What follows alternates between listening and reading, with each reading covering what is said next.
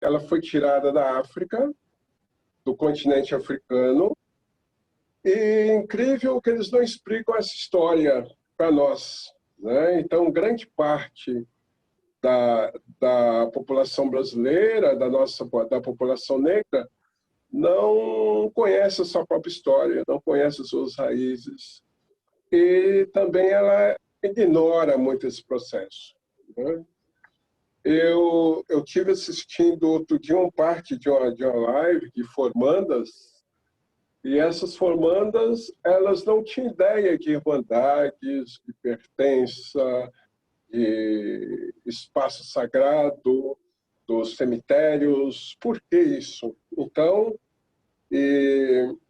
você vê que todos nós podemos ver que isso aí foi feito já a partir de um período onde foi obrigatório, pela Lei 10.639, obrigatório o ensino da cultura afro-indígena. E nenhuma das escolas, quer escola privada, quer escola pública, ela não cumpre com isto. Então, por desprezo à nossa etnia e por descuido, eles não fazem isso. Então, é o que nós precisamos, ter pessoas que possam estar cobrando isso. Eu confesso que nós já demos alguns passos, mas precisamos caminhar com uma rapidez maior, né? Eu ainda pretendo ver que os meus filhos e meus netos tenham uma vida melhor do que essa que nós tivemos e estamos lutando nesse processo. No censo do IBGE, 37% da população de São Paulo ela se declara negra, né? O censo trabalha com a questão da autodeclaração. Nos bairros mais distantes do centro, a média da população é de 55%, sendo que o bairro hoje com mais negros é de Parelheiros, que é 57% da população negra. E o com menos negros é o de Pinheiros, é considerado o bairro mais branco de São Paulo, com 7,3% de moradores. No entanto, quando a gente avalia, né, quando a gente vai olhar a pesquisa como um todo, a renda média em Pinheiros, da família em Pinheiros, é R$17 mil. E a renda média da família em Parelheiros é em torno de R$2 mil. E nisso nós vemos também a distribuição de recursos públicos inversamente proporcional à quantidade de negros na região. Então, é aquele conceito que eu disse, que são as pessoas que conseguem influenciar na política, são os brancos. Portanto, esses recursos, eles são destinados a essa população. Uma questão que eu destaco sempre é que, assim, a primeira mulher negra na Câmara Municipal foi a Teodosina, na década de 70, a Teodosina Ribeiro. Depois nós tivemos a Claudete Alves, e mais nenhuma. Então, existe uma necessidade de que a gente tenha essa representatividade do negro e da mulher negra, porque, principalmente na periferia, a interferência da mulher na vida cotidiana, na vida política, na movimentação da cidade, é muito forte. Portanto, nesses bairros de periferia, seria muito importante que nós tivéssemos representantes das mulheres negras, porque eu faço até uma discussão de que o feminismo ele é diferente para a mulher branca, que está lá numa situação de alcançar um posto na sociedade, e da mulher negra que abandona os seus filhos para ir cuidar da casa da mulher branca emancipada, vamos dizer assim. Como é que você vê essa situação, Tarcísio? Com bastante preocupação, principalmente quando a gente vê na questão da instrução, né? Nós temos esses bairros mais afastados, são os bairros negros, porque, assim, São Paulo é dessa forma. Quando começa a desenvolver, então os negros são tirados daquele espaço e são levados para os cantos, né? Então, por exemplo, a gente vê o bairro. Vamos pegar o bairro do Bexiga. O Bexiga, que era uma população negra, totalmente negra. Então, posteriormente, vieram os italianos, os brancos, e tiraram aquele espaço. Vamos pegar também o bairro da Liberdade, que é todo um bairro negro, onde nós temos a Igreja dos Enforcados, e todo um espaço que eles hoje estão tomando. E, posteriormente, o que fez um governador? Colocou o nome da Estação Liberdade de Liberdade Japão, né?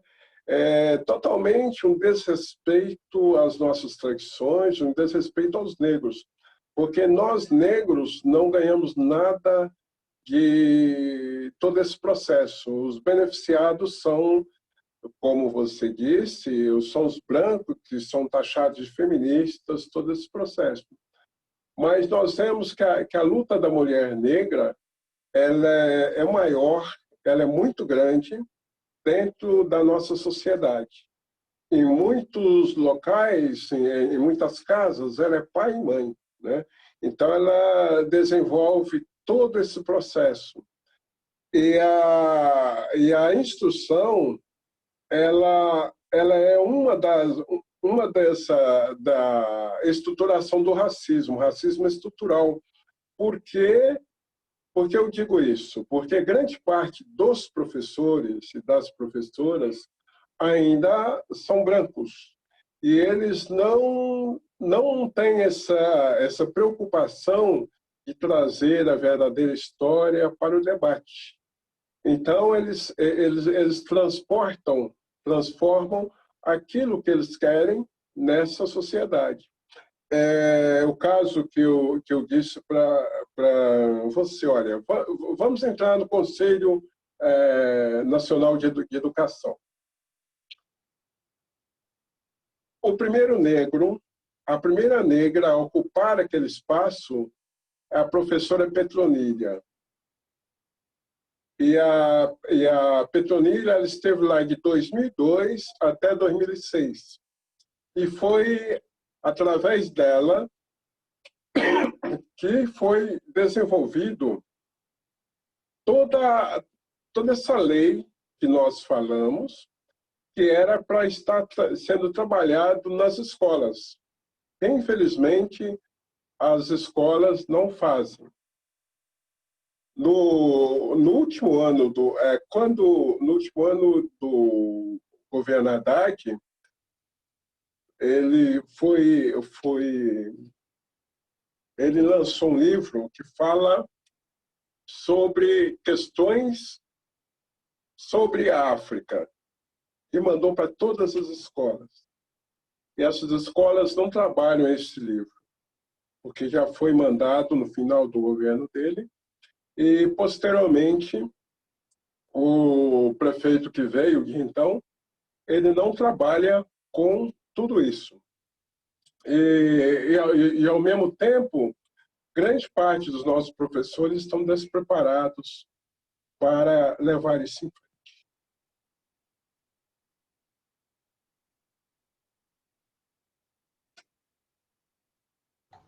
Na questão do ensino, né, para além da Lei 10.639, uma questão que a gente coloca é que o negro, quando ele chega na escola, a criança negra, normalmente é na escola onde ela tem as primeiras experiências de racismo, né? O professor Silvio de Almeida diz que normalmente a criança se percebe quanto negro na sociedade quando ela vai para a escola. Quando eu estudava, apesar de sempre estudar em escola pública e sempre morar na periferia, eu percebia que a quantidade de negros, mesmo na escola pública e gratuita, não era grande, porque na minha época o negro tinha que fazer essa opção entre estudar ou ajudar trabalhando em casa. E nem todas as famílias tomavam a mesma postura da minha de bancar vários sacrifícios, de passar por vários sacrifícios para manter a gente na escola. E aí eu digo que quando a gente chega no ambiente escolar, todos os cargos de referência, o professor, a diretora, a coordenadora pedagógica, são brancos. A gente enxerga o nosso igual, quando muito, na merendeira, no tio do portão, na inspetora de aluno, às vezes. Então, já tem essa não referência. Já tem uma situação que o professor branco não sabe lidar, porque ele faz parte deste processo, em que a criança sofre o racismo por conta do estereótipo, por causa do cabelo, por causa da aparência, e também uma coisa que é muito pior é a questão do estereótipo negativo, né? Que o negro é sempre ligado ao que é ruim, ou é o bandido, ou é o que é ligado ao mal. E o sistema educacional não está preparado para isso.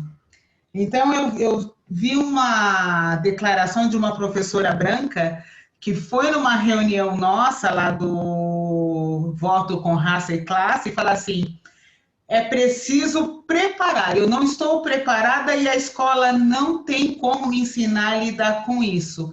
Agora, quantos estão dispostos a sair do seu conforto e enfrentar isso, né? Será que essa lei 10.639 não está ainda só restrita aos professores negros que levam isso como uma causa? É muito preocupante porque, na verdade, a sociedade ela não quer o nosso desenvolvimento, tá? Porque nós, negros, somos a maioria da população. E eles pensam em nós como essa mão de obra barata. Como você viu, a grande reclamação que houve quando as empregadas domésticas tiveram acesso ao trabalho dentro da lei, né? Então, a grande preocupação deles, como eu vejo muito com esse golpe que houve, foi de destruir o nosso andamento, o nosso desenvolvimento, principalmente a população negra, que estava desenvolvendo bastante. Veja só, em 2002, o número de mestres e doutores negros eram apenas de 2%, 2002. Em 2014, com golpes sobre a presidenta Dilma, nós já éramos 17% de mestres e doutores. Então, você percebe que houve um grande voo, um grande lance da população negra. E lógico que os brancos, vendo isso, e vendo que nós somos a maioria da população, é claro que um vai levando mais coragem para o outro. E todo esse processo de ensino, de bolsas, isso aí preocupa os brancos. Preocupa por quê? Porque eles já encontram o negro na universidade pública. E a universidade pública, de uma certa forma, ela está preparada para o branco, está preparada para receber o branco e não o negro. Porque é um grande processo histórico isso aí, né? Porque antes, a escola pública, até nos anos 65, 68, a escola pública ela era preparada para a classe alta, para os brancos. O negro ele não estudava nessa escola. Então, desculpa, essas escolas, o negro ele estava, isso aí é história, é bom que a gente saiba. Então, essas escolas que pegavam negro, filho da empregada, eram as escolas religiosas. Por isso era a escola das freiras, escola de caridade. O branco, então, ele estudava na escola pública sempre. Depois muda, a partir de 70, muda esse processo. Porque eles tornam o ensino da escola pública, eles baixam a qualidade.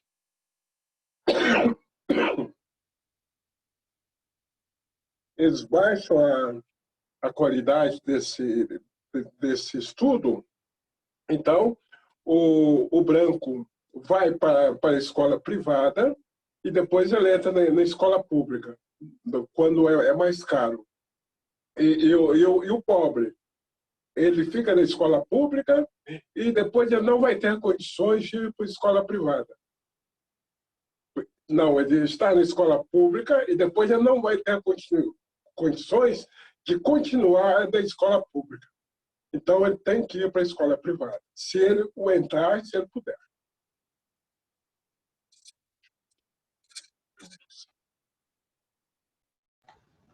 O que acaba afastando, né, o negro e o pobre dos melhores posições.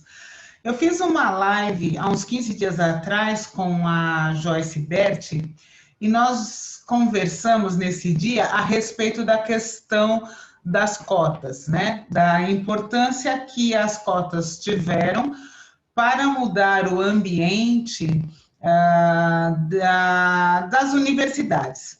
E aí eu comentei com ela a questão de que nós deveríamos ter cotas no mercado de trabalho, porque a gente tem isso aqui em São Paulo, né, um decreto do Haddad, que instituiu 20% das vagas de concurso e 20% dos cargos em comissão e de liderança para os negros. Essa é uma situação muito crítica, porque apesar da lei, como não há uma fiscalização efetiva, essa lei ela não é levada ao cabo, não é cumprida. Inclusive, tem uma estudiosa que foi fazer uma pesquisa, e nas empresas de economia mista, muitas delas nem têm o levantamento oficial das pessoas que são negras para que faça essas indicações de cargo. E assim é também, ou pior ainda, né, porque não é via concurso, no mercado de trabalho privado. Porque às vezes o negro, na maioria das vezes, o negro sai bem formado, com o seu diploma, com suas especializações, só que aí o racismo se dá nas entrevistas, nos processos seletivos, onde a cor é o critério de desempate, para se dizer assim. Mas, e aí, nesse sentido, a gente precisaria avançar numa forma de que esses espaços fossem abertos, se não espontaneamente, através de leis que permitam o acesso do negro ao mercado de trabalho mais qualificado, já que nós estamos na universidade, na escola, nas universidades, nas escolas, para nos qualificar. Então, que esse racismo ele não se repita como se fosse uma vingança, né? A Joyce até comenta de um professor dela que dizia assim: no mercado de trabalho não tem cota, como se fosse uma ameaça aos alunos cotistas da universidade.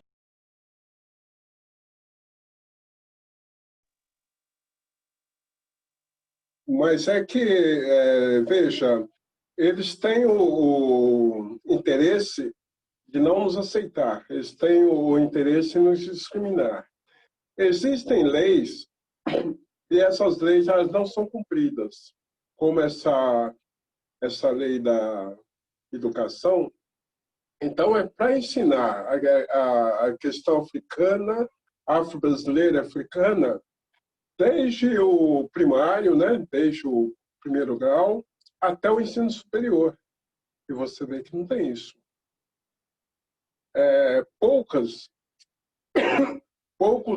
Poucos fazem esse desenvolvimento. Então, precisa ser cumprido. Se cumprissem aquilo que temos, já seria o suficiente. Mas é que, devido a tudo isso, que eles têm medo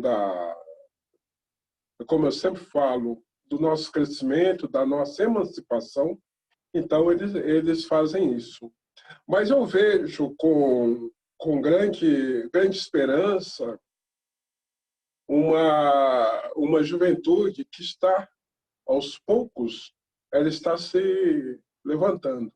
Agora ela precisa ter um pouco mais de interesse, eu acho. Sabe? Então a gente tem que correr mais do que nós estamos andando. Então precisamos correr bastante para para conseguir vencer todo esse processo. Tarcísio, nesse período que a gente vem conversando, né, eu acompanhei um debate, inclusive lá no nosso grupo, sobre a questão de raça e etnia. E assim, bem claro a gente entender como ele funciona, mas tudo que diz respeito aos negros, até as cotas e todo o processo, a gente faz referência à raça, né? E inclusive a palavra, né, a discriminação, ela acaba sendo caracterizada como racismo. Você pode falar um pouco para a gente desses conceitos?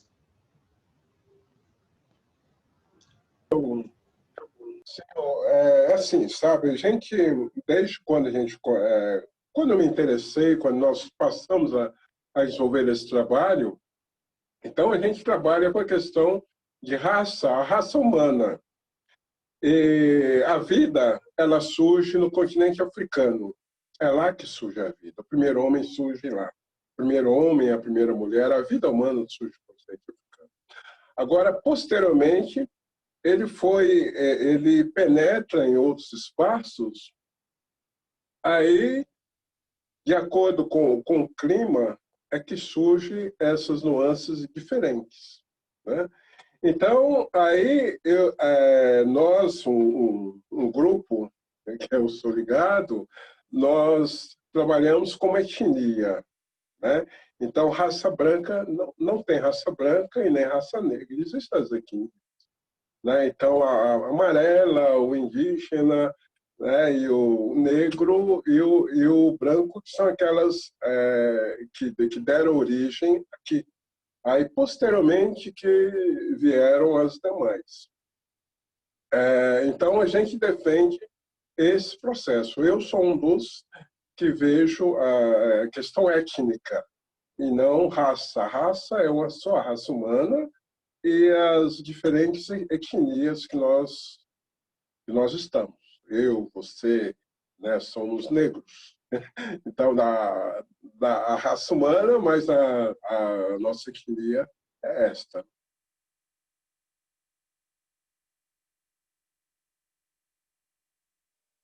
Certo. É uma forma da gente se referir e de não, como é que diz? Não criar um termo diferenciado. Essa referência que você faz da raça humana, segundo diz a lenda que o John Lennon, toda vez que tinha um formulário que perguntava a raça, ele colocava humana, que era o que ele considerava.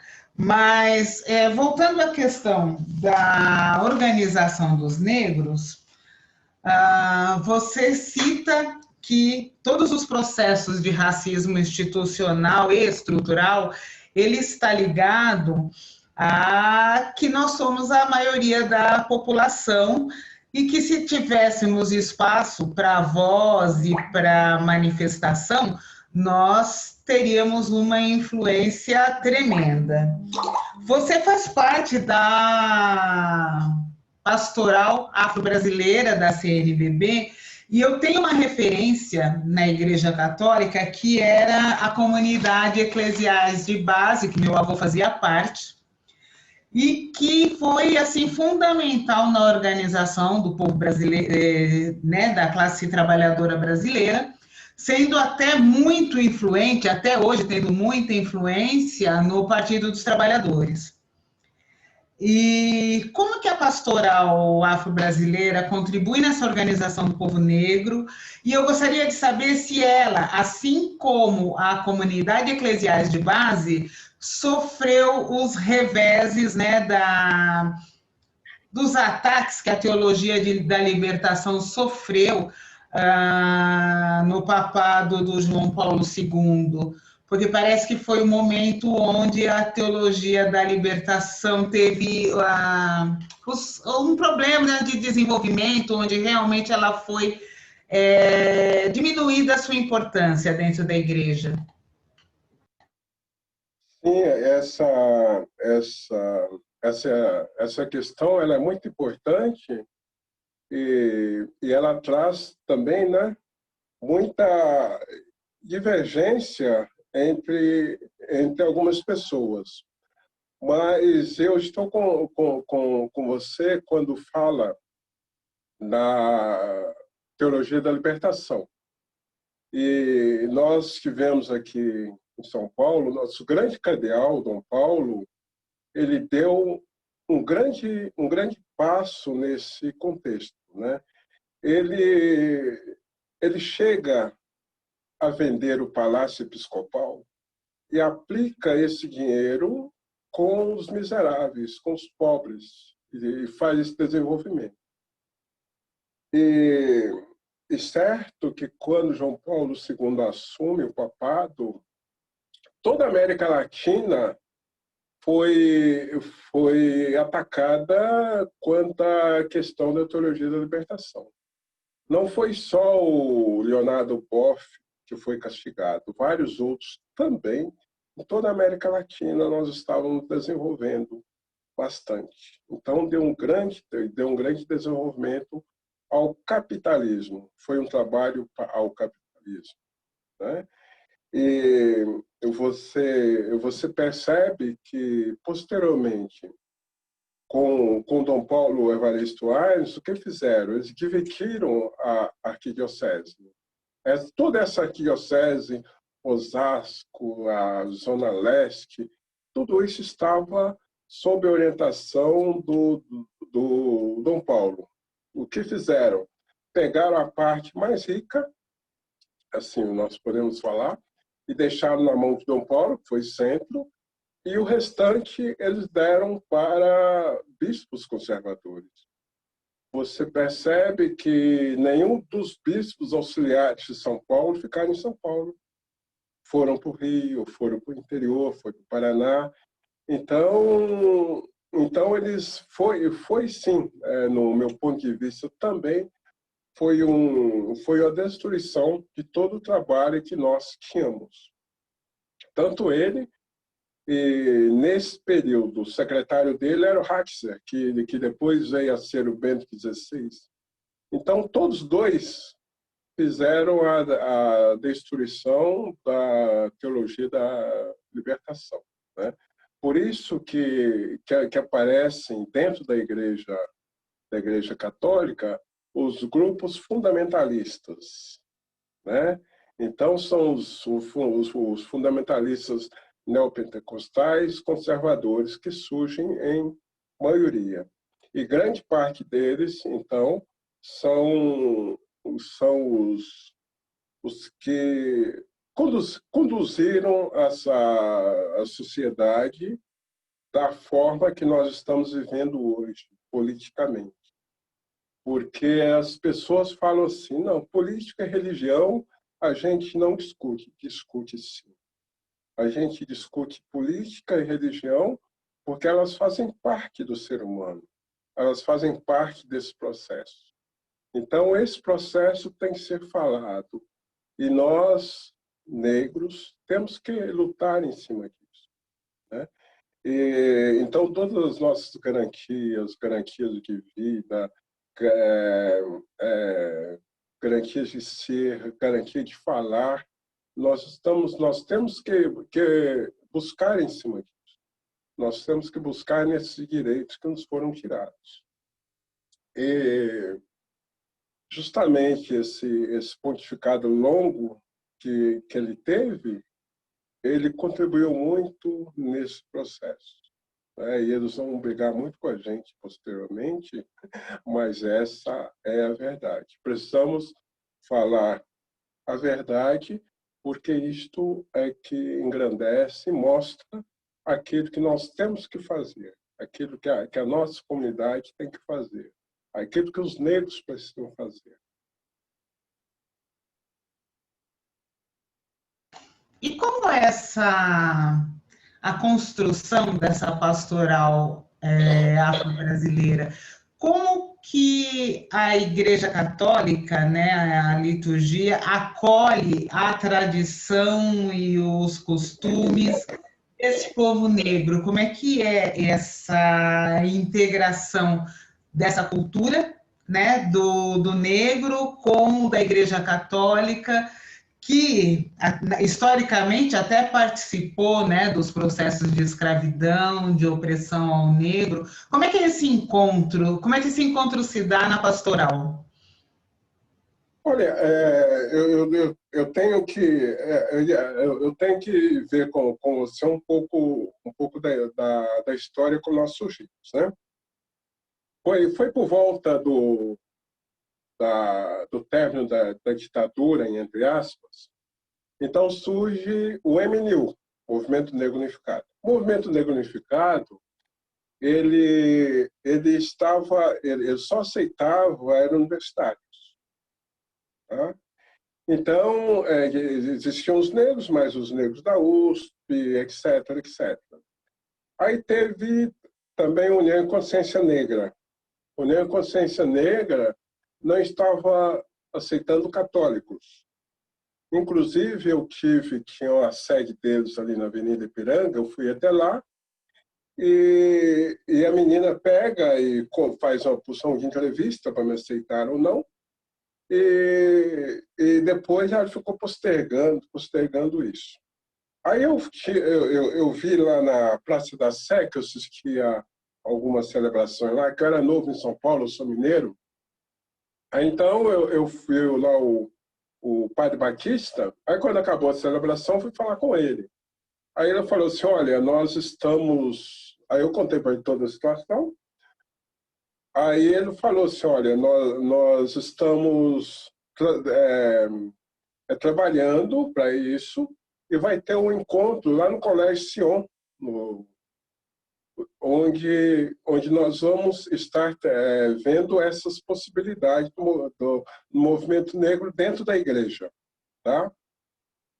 Aí você vê, o Colégio Sion, ele é histórico, né? É histórico para a gente.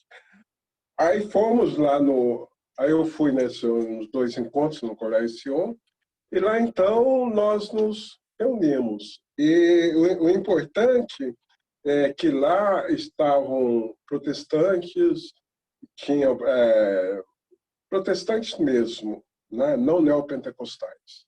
Protestantes tinham religiões de matriz africana e os católicos, que éramos a maioria, né? Então, a partir disso, que nós começamos a fazer um trabalho de conscientização nas paróquias e em outros espaços. Mas nós não somos aceitos assim, igual falam, entendeu? Nós brigamos por espaço e existem alguns padres que nos apoiam, outros não. Por exemplo, aqui na Zona Norte, na região Santana, é só um padre que apoia esse nosso pensar. Tá? E os outros padres negros que existem aqui, eles destruíram esse trabalho. Então, não é tão fácil assim. Esse movimento ele está mais presente com a ação na Zona Leste, tá? E também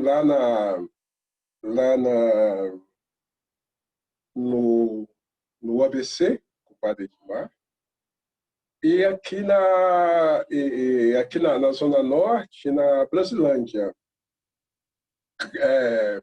Grande parte dos padres negros, eles não assumem esse trabalho, certo? Então, isso dentro da atualidade, né? Agora, voltando lá que esse processo, o que nós fizemos em 88, que era o aniversário, né, que era o aniversário da chamada abolição. Então, nós negros queríamos estar presentes na campanha da fraternidade. Então, nós lutamos junto à CNBB e ganhamos um espaço. E o nosso grito era esse: negro, um clamor de justiça. Aí, para você ver como é que foi, então a campanha da fraternidade foi para falar sobre o negro, né? Mas várias arquidioceses e dioceses não trabalharam a questão do negro. Mariana, que era arquidiocese, não trabalhou. O Rio de Janeiro também não trabalhou a questão do negro.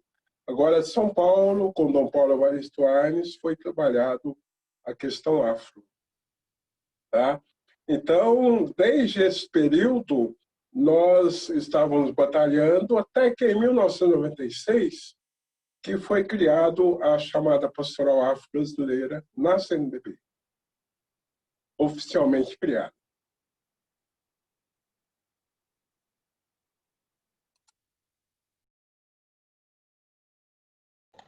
Nós vemos que todos os movimentos, né, dos negros são sempre carregados de muita dificuldade, né?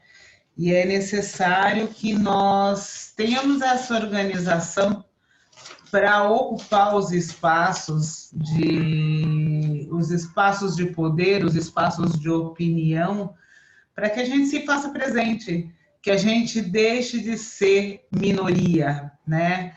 Até esse conceito que eu digo que nós somos minoria nos espaços de decisão. Nós somos a maioria da população, então nós precisamos equilibrar essas forças. E nesse trabalho da pastoral, você não citou a questão da igreja lá do Bexiga, da Quiropita, que parece que há um tempo atrás tinha esse trabalho muito presente. Essa ação da pastoral, ela está em crescimento? Como é que ela está?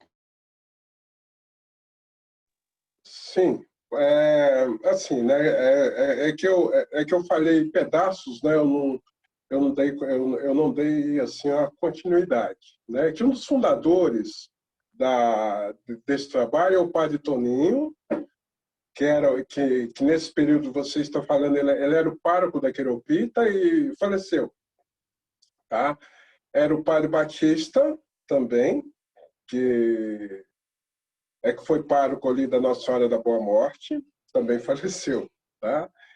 E o sucessor do Padre Toninho, lá na Quiropita, ele não dá continuidade, como o Padre Toninho fazia. Os irmãos que lá ficaram, que formam a pastoral da Quiropita, que brigam nesse processo, tá? Mas pela autoridade eclesiástica já teria sido banida. Agora, os negros que protestam, os negros que gritam, os negros que fazem lá o seu trabalho. Então, você vê, olha, nós podemos ver o seguinte, dentro do São Paulo, teve o primeiro bispo negro agora, você conhece? É o Dom Eduardo. O Dom Eduardo, ele é o primeiro bispo negro da Arquidiocese de São Paulo e ele é responsável ali pela região centro.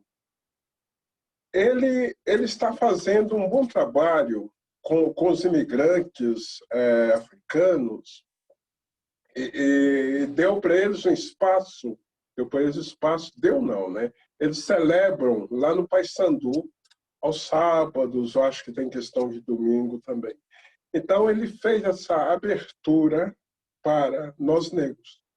E outro crescimento também que ele está fazendo com a comunidade negra ali no centro.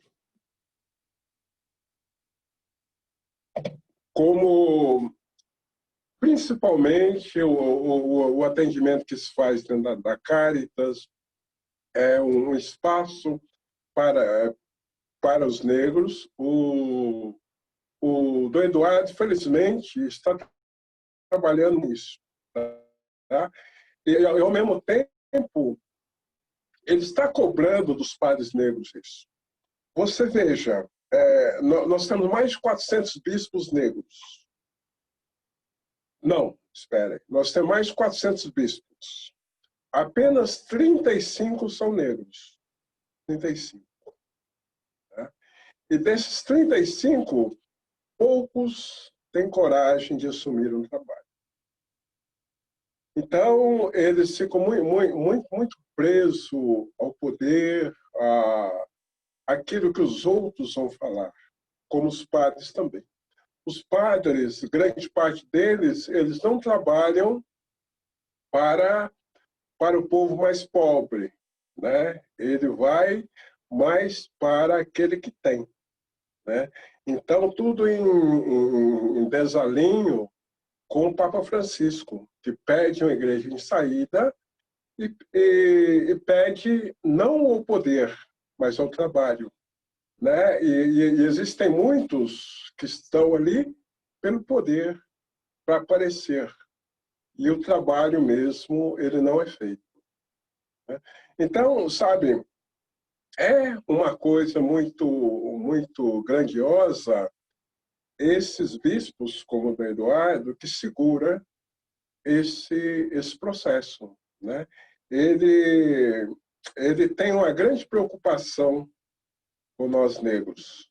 Então, esse ano, devido a todo esse processo, a pandemia que está aí, então houve um certo atraso nas nossas reuniões, nesse processo todo. Mas ele é um grande companheiro nisso. E ao mesmo tempo, não é toda a CNBB que nos apoia. Nós temos pouco apoio na CNBB. Tá? E nós temos o nosso secretário atual, da Pastoral Afro, o Padre Enes. O Padre Enes, atualmente, ele é pároco do centro. Então, ele está trabalhando conosco nesse contexto. O nosso ideal enquanto pastoral negro, enquanto pastoral, é trabalhar as congadas e principalmente as irmandades. Ninguém sabe, pouca gente sabe o que significou as irmandades para os nossos irmãos.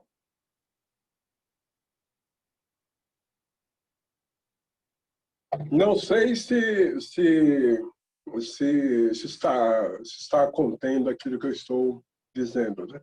Que é tanta coisa que, às vezes, a gente pula, né? A gente pula aquilo que o interlocutor está pedindo. Eu achei muito interessante essa questão das congadas, né? Porque eu sinto que o que vai ligar, né? O que vai ligar o povo negro é realmente esse resgate da cultura, né? É muito importante que o negro se aproprie dessa cultura e que a exerça que não seja aculturado, a gente acaba assimilando uma cultura que não é a nossa e acaba destruindo aquilo que é a nossa ligação. Eu vejo que tem uma festa, acho que é no Tietê, que reúne em torno acho que é da festa de São Benedito, mas a quantidade de jovens que se uniu e formou grupos e começou a discutir a questão da raça por conta dessa festa é muito grande. Então, nós temos esse caminho que é muito do negro, que é estar em torno de uma roda, que é cantando, dançando, levantando a cultura, e eu acho que essa sua fala é muito importante. Da mesma forma que você citou num determinado momento, né, da questão da religião e a política não se discute, mas quando você diz que os bispos têm medo de tratar esse assunto, né, os bispos negros, nem todos trabalham esse assunto do negro, a gente mostra o quanto elas são parecidas no agir, né, a política e a religião, né?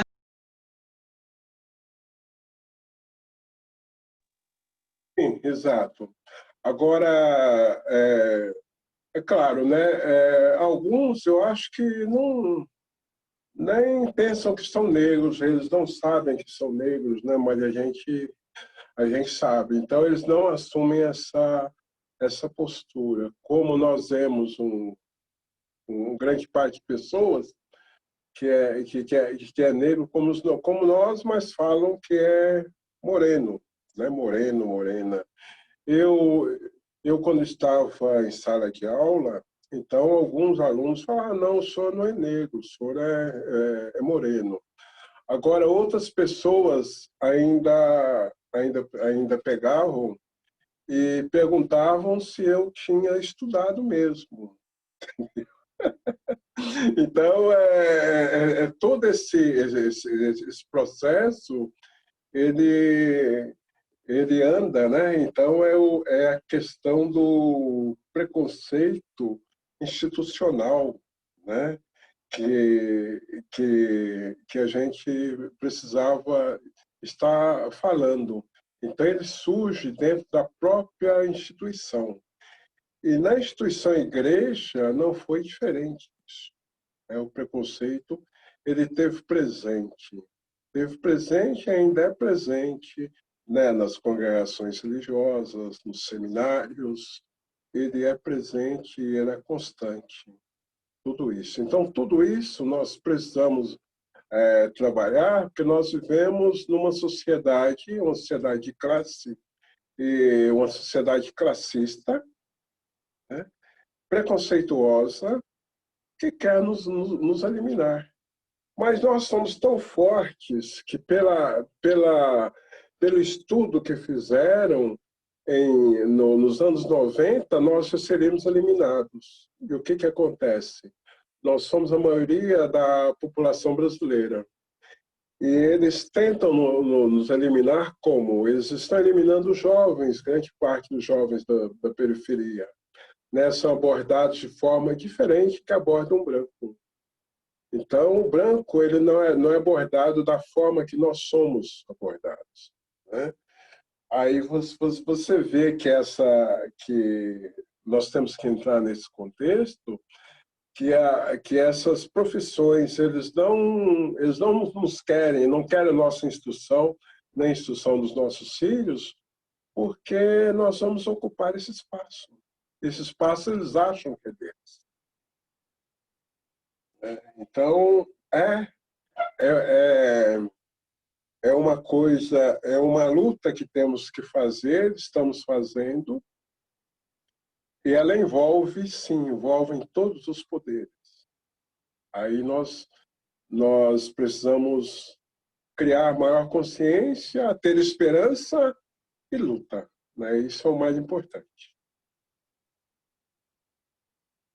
Essa questão do racismo institucional, eu pude perceber na operação de carnaval desse ano, né? Eu trabalhei período todo de pré e pós-carnaval, e eu percebi uma diferença entre o atendimento da Secretaria da Cultura, lá naqueles blocos badalados do centro da cidade, blocos em sua maioria predominantemente brancos, e aí eu fui fazer um carnaval no Jardim Brasil, de uma comunidade negra, um dos carnavais mais organizados que eu pude acompanhar.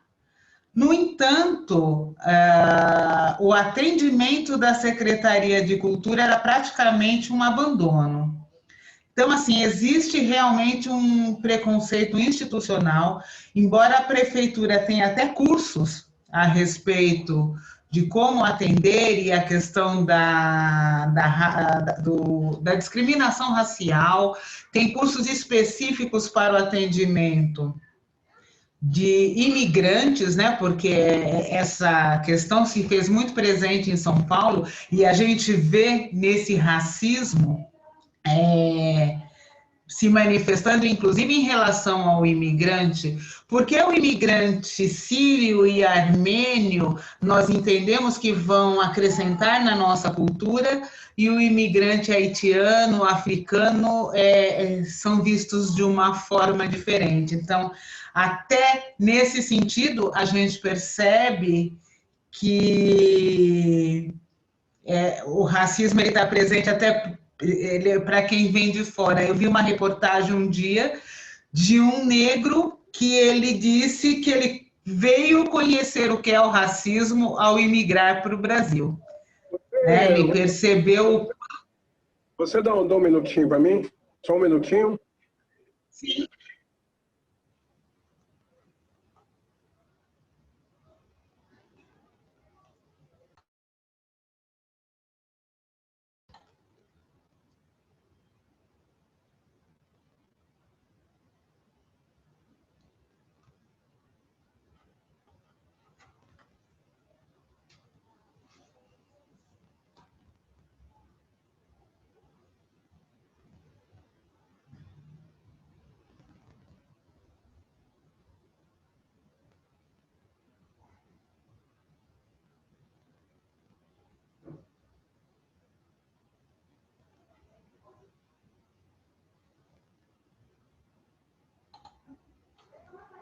A fazer a celebração e a igreja também. Tá? Então, ela é muito criticada pelos paroquianos. Não é assim aceita como às vezes as pessoas pensam, né? Rende bastante crítica nesse processo. Tá? Então, ela tem que ser preparada, combinada, ela foi autorizada, então ela tem a autorização eclesial, né? E nós fazemos de acordo com o rito romano, mas só nós introduzimos aquilo que nós temos, por exemplo, a oferta, o cântico, as danças, as nossas roupas, que nós colocamos de diferente. Apenas isso. E eles protestam por isso. Muita gente protesta por isso. Né? Nos proíbem mesmo de estar celebrando assim. Então, isso é importante trazer. Né? Agora, algumas autoridades eclesiásticas se preocupam com isso e trabalham por nós, outros não.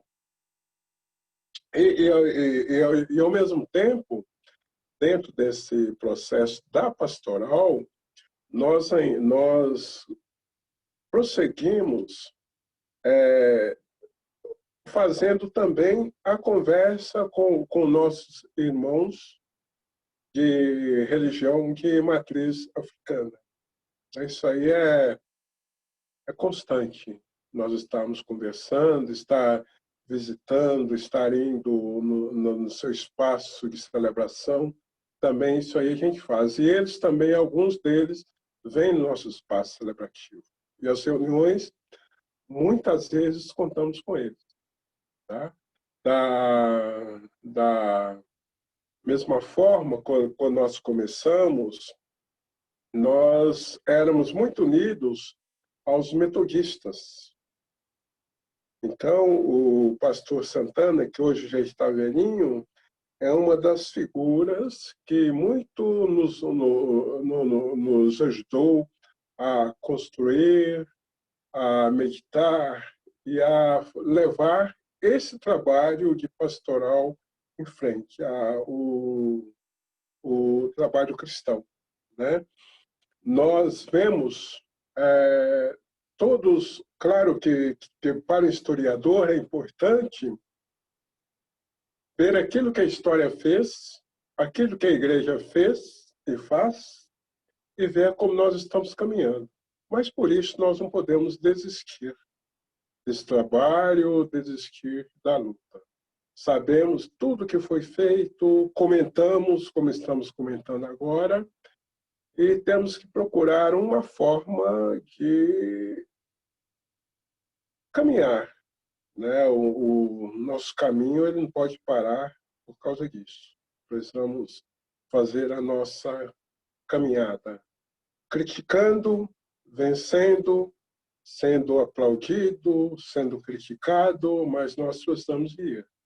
E é justamente esse o trabalho que você se insere, né, nesse trabalho com a comunidade, com a comunidade negra, principalmente, e com os menos favorecidos, com os mais pobres. Mas é que nós, os negros, somos mais pobres entre os pobres. nós não saímos dessa. Então, dentro de todo o processo, os negros estão aí. Em toda a caminhada, os negros estão sendo discriminados abruptamente. Então, aí nós precisamos pensar e escolher pessoas, não só que é só a Teodosina e a Claudete. Nós precisamos de mais Teodosinas, mais Claudetes, mais Marielle, né? Nós precisamos de muita gente estando caminhando. E eu acredito que o trabalho feito pelas mulheres ele tem um rendimento maior, né? Porque a mulher ela tem uma visão maior da sociedade, ela tem uma visão maior do conjunto. Então eu vejo esse processo e eu acho bastante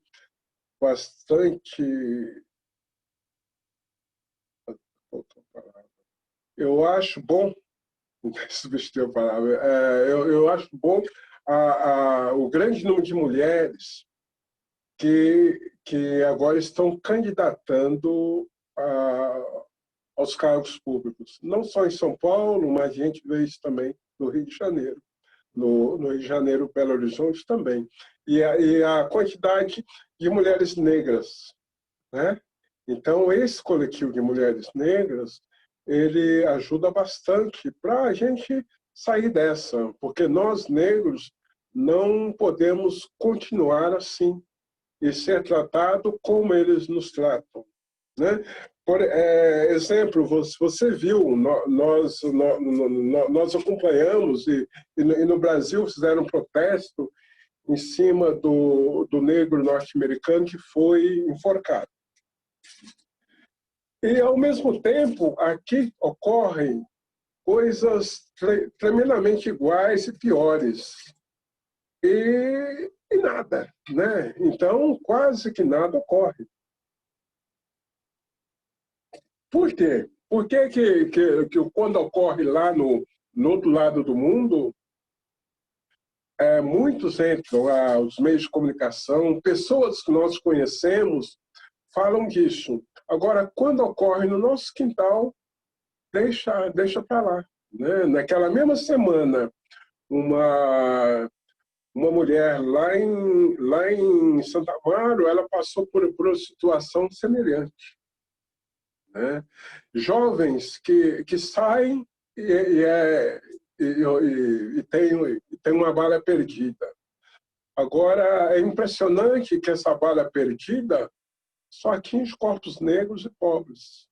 Ela não vai cair lá em Pinheiros, ela não cai no Jardim América, Jardim Europa. Ela cai no jardim, mas ela escolhe o jardim que vai cair, né? Jardim Antártica, Jardim Peri. Aí sim, mas esses outros jardins ela não vai. Então é isso que eu acho que nós precisamos gritar por isso, a militância, e que aqueles que vão administrar o público também tenham esse interesse, né? E trabalhar muito isso também nas escolas. É crucial que isso seja feito. É muito importante que a gente tenha essa consciência, né, de que não é possível que a gente deixe de falar de todos os processos que o povo negro sofre aqui no Brasil, de todas as dificuldades e as discriminações que o nosso povo está sujeito. E também a gente tem que se colocar, até pela nossa quantidade, pela nossa formação e por sermos nós as principais vítimas, que temos que assumir realmente a responsabilidade de transformar essa sociedade.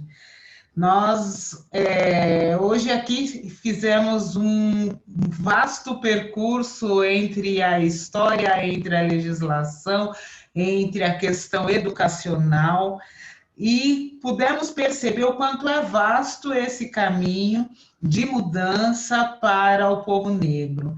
Eu costumo dizer que a gente precisa romper esse 14 de maio, porque nós, com a dita abolição, a tal da abolição, no dia 14 os negros estavam sem emprego, sem casa, sem perspectiva, e muitos ainda, a maioria do nosso povo ainda está assim. E sujeito à violência, né? Inclusive o termo vadiagem e a prisão por vadiagem, ela é subsequente à abolição. Então, primeiro eu tiro o cara do trabalho dele, solto ele na rua, depois eu prendo por vadiagem. E até hoje, acho que a vadiagem ela não existe mais na lei, mas na prática ela existe. O negro, o rapaz negro, quando anda na rua e é abordado pela polícia, ele tem que dizer para onde está indo. O direito de ir não vale para ele. Então, acho que nesse contexto que a gente tem, de que há muito para fazer e que a gente não pode se omitir diante do racismo. Uma vez um jovem me perguntou como mostrar para o povo branco como não ser racista. E a minha resposta para ele foi assim: não me omitindo. Me manifestando em todas as vezes que eu perceber que o racismo foi preponderante numa escolha, numa fala, numa decisão. Se eu me omito diante disso, eu estou referendando a atitude, eu estou referendando a ação. Com esse contexto, eu agradeço muito, Tarcísio, a sua disposição de colocar aqui a sua história, seu conhecimento e a sua luta na nossa live. E a gente está encaminhando aqui para um pouco mais de 1 hora de live. A conversa foi muito gostosa, passou por vários assuntos e a gente acho que ainda deixou muitos por falar, mas eu agradeço a sua disposição e eu passaria para as suas considerações finais aqui no nosso bate-papo. É claro que falta muita coisa para a gente falar, né? Se a gente for falar, a gente dá um... Olha, eu acho que correm dias para a gente estar definindo, conversando, tudo isso, né? Principalmente pelo fato da nossa história, ela é muito vasta e ela é pouco conhecida e ela é pouco falada, né? E para nós estarmos desenvolvendo esses aspectos, nós precisamos ter um conhecimento mais profundo, né? Mas a gente deu assim uma certa, eu fiquei contente que nós tivemos assim uma certa visão da sociedade, dos nossos jovens negros, né? Nós também, do nosso povo, do preconceito, né? O racismo estrutural, institucional, passando por várias instâncias. E queremos estar assim melhorando a nossa sociedade, né? Então a gente precisa caminhar, né, para que os nossos filhos e netos, como eu disse, tenham uma caminhada melhor do que essa que nós lutamos e quisemos para eles construir um pouco, né? Que aí é esse que é o nosso objetivo. Então, eu agradeço a sua conversa, o seu bate-papo, e queremos construir uma sociedade melhor, né? Agora, com os negros na representatividade das mulheres, que são a maioria da população, né? Porque nós negros somos a maioria, mas entre a população negra, as mulheres são a maioria. Então, tem que ser representado pelas mulheres para fazer esse processo, esse caminho, né? Com mais sensibilidade, mais humano, né? E para que possamos atender a todos, sem preconceito. Esse é o nosso ideal, né? E nós, a gente não pode deixar de tocar aquele assunto do Magazine Luiza, né? Que está gerando assim um quiprocó danado, né? Então, alguns brancos dizendo que não vai comprar lá porque lá é o espaço só para negro, né? Então, e ao mesmo tempo, um dos diretores do Magazine fala que existem apenas 16% dos funcionários estão nessa posição. Então, ele precisa de ter mais ou menos um balanceamento, né? Então, por isso que estava pegando os negros, né? E importante, né? Porque durante muito tempo nós sabemos que muitas instituições, bancos, não pegavam negros, né? Escolas que não aceitavam estudantes negros, né? Professores negros. Então, a gente sabe disso, eles sabiam, e como que ficam calados, né? Agora, quando ela abre um espaço apenas para negros, existe um processo que os negros estão fazendo racismo contra o branco, né? Então, isso aí é uma coisa que ela foi e ela fica para a gente ver e para que os nossos jovens também vejam como é que nós somos e fomos tratados durante todo esse período. Então, isso aí a gente fecha com esse pronunciamento. Boa noite, muito obrigado.